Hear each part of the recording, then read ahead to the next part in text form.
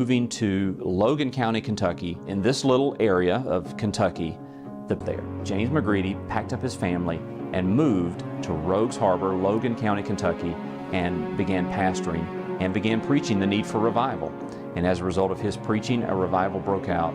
However, the Second Great Awakening really got its start on college campuses on the East Coast.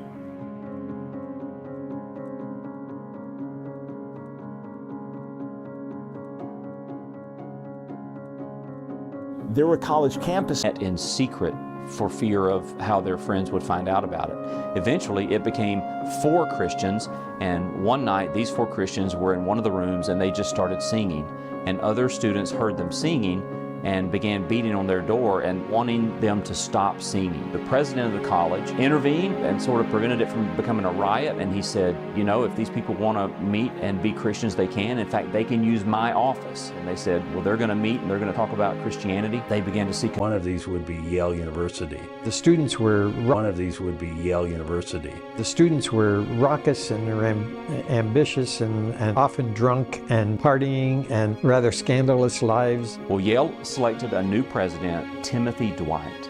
And Timothy Dwight was Jonathan Edwards' grandson. When he got there, he decided, no, we're going to let these young men see what the gospel is and can be in their lives and who God can be in their lives. And he begins preaching about evidences for Christianity. Gospel. And became really sincere believers and sincere Christians. And that's thanks to Timothy Dwight.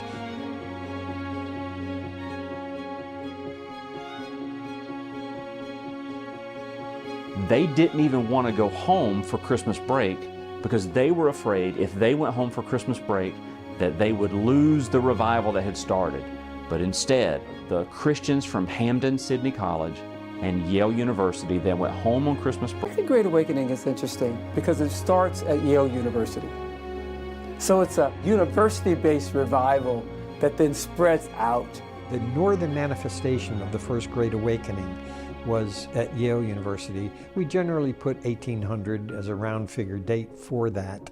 In the South, the Second Great Awakening, we usually say that it began about the same time, but we give Cane Ridge, Kentucky, 1801 as the beginning of the Second Great Awakening. Camp meetings were a prevalent method for revivals among rural communities during the Second Great Awakening. These large outdoor gatherings attracted people from far and wide, who would bring provisions and stay for several days. The meetings featured continuous preaching, hymn singing, and praying, often accompanied by breathtaking charismatic phenomena. Revivals happen in many different places.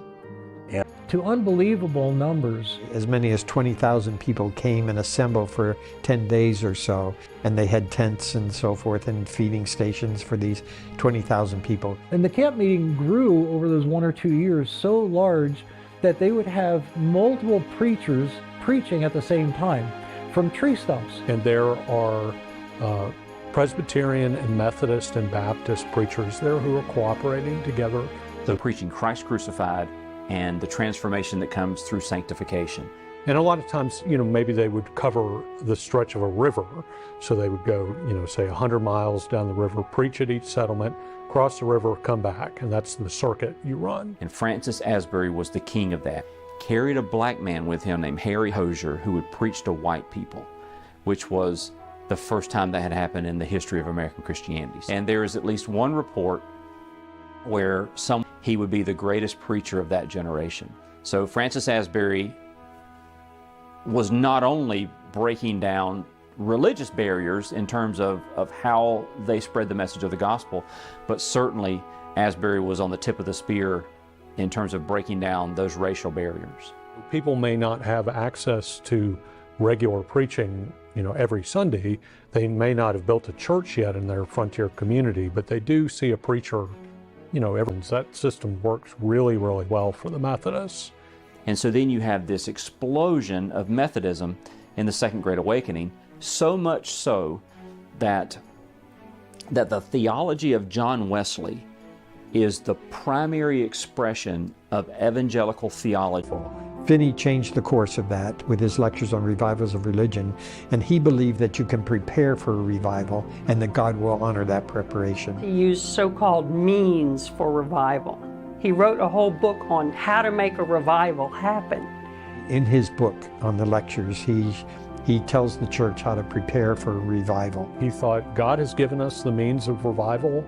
Healings, signs and wonders were just part of what happened in these revival meetings.